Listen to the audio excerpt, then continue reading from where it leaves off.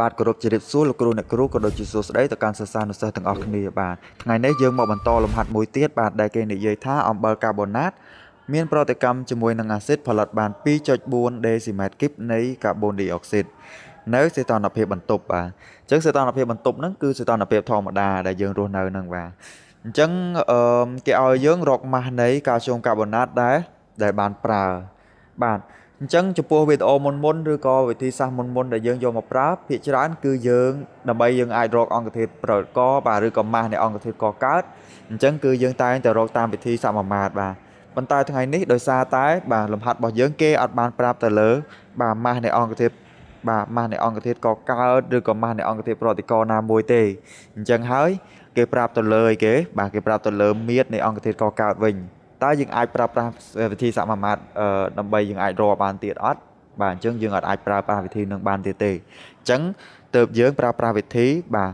ដែលយើងធ្លាប់បានរៀននៅក្នុងវីដេអូមុនបាទគឺវិធី stoichiometry ហ្នឹងបាទតើវិធីហ្នឹងមានន័យយ៉ាងដូចម្ដេចបាទហើយគេប្រើវាដើម្បីអីបាទអញ្ចឹងវិធីហ្នឹងគឺជាវិធីដែលប្រើសម្រាប់ប្រៀបធៀបឬរកបរិមាណសារធាតុមួយ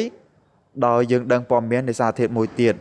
ដោយប្រើសមីការគីមីដែលយើងបានថ្លឹងរួចបាទអញ្ចឹងអឺនៅពេលដែលយើងដឹងព័ត៌មាននៃសារធាតុមួយយើងអាចយកវាទៅប្រៀបធៀបបាទនឹងសារធាតុមួយទៀតបាទដោយប្រើប្រាស់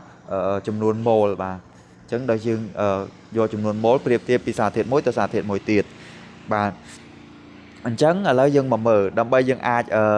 ប្រើប្រាស់វិធីនឹងបានទី1យើងបាទទី1យើងត្រូវសរសេរសមីការជាមុនសិនអញ្ចឹងដោយសារសមីការរបស់យើងនេះគេនិយាយអំពីអំបិលកាបូណាតប្រតិកម្មជាមួយអាស៊ីតក៏ប៉ុន្តែយើងអត់ដឹងថាតើអាស៊ីតហ្នឹងគឺជាប្រភេទអាស៊ីតអីទេអញ្ចឹងយើងអត់អាចដឹងថាអំបិលនេះចេញមកលក្ខណៈមិនទេអញ្ចឹងទើបខ្ញុំមកសរសេរកាល់ស្យូមកាបូណាតជាមួយនឹងអាស៊ីតឲ្យផលជាអំបិលបូកកាបូនឌីអុកស៊ីតនិងទឹកដោយសារតែគេកាបូនឌីអុកស៊ីតនិងទឹកនេះជាបាទជាចំនួន2ឬក៏ជាតួអង្គ2ដែលនៅថេបាទអញ្ចឹងដោយសារតែលំហាត់នេះគេប្រាប់ទៅលើគេប្រាប់ទៅលើមៀតអញ្ចឹងតើយើងអាចរកចំនួនម៉ូលតាមវិធីសាស្ត្រអីអញ្ចឹងគេមានរូបមន្តមួយបាទរូបមន្តហ្នឹងគឺយើងអាចរកចំនួនម៉ូលតាមមៀតបានដែលគេសរសេរថា n ស្មើនឹង v លើ vm តើ v ហ្នឹងគឺជាអី v គឺជាមៀតនៃសារធាតុដែលយកមកប្រើឬក៏ជាមៀតនៃសារធាតុដែលមាននៅក្នុងលំហាត់បាទហើយចំណែកឯ Vm គឺជាមៀតនៃសារធាតុនៅក្នុង1ម៉ូលបាទមៀតនៃសារធាតុក្នុង1ម៉ូលតើ1ម៉ូលនៃសារធាតុហ្នឹងមានមៀតវាប៉ុន្មានដេស៊ីម៉ែត្រគីបបាទអញ្ចឹងបាទចំពោះចំពោះមៀតនៃឧស្ម័ននៅក្នុង1ម៉ូលបែងចែកទៅជា2ករណីទី1ករណីសីតុណ្ហភាពស្តង់ដារឬក៏សីតុណ្ហភាពដែលនៅក្នុងបន្ទប់ពិសោធន៍គេចាត់ទុកថាវា0អង្សាសេឬក៏273កែលវិនអញ្ចឹងចំពោះសីតុណ្ហភាពស្តង់ដារមៀតនៃសារធាតុនៅក្នុង1ម៉ូលបាទមៀតនៃឧស្ម័ននៅក្នុង1ម៉ូលគឺ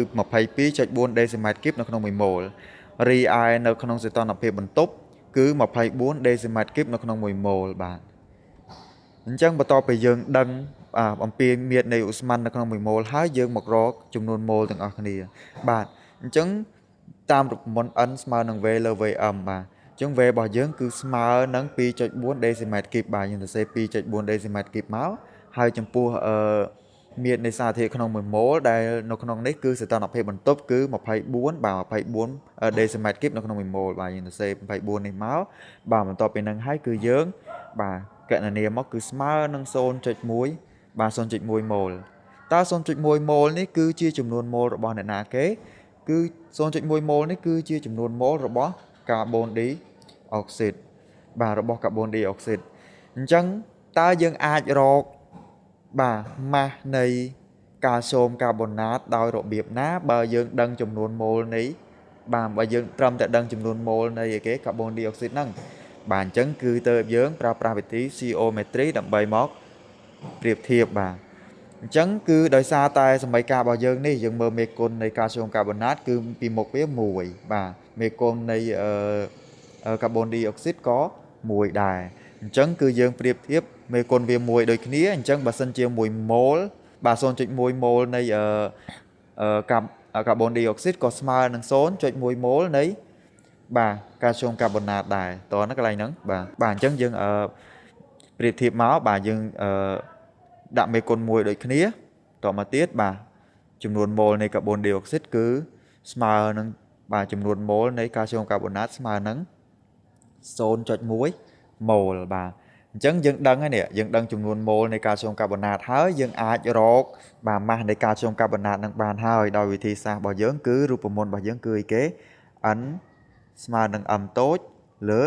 m ធំប៉ុន្តែកន្លែងនេះគឺយើងរកបាទគឺយើងរក m បាទគឺយើងរក m តូចអញ្ចឹងយើងបោះសមីការមកគឺយើងបាន m ស្មើនឹង n តូចគុណនឹង m ធំបាទអញ្ចឹង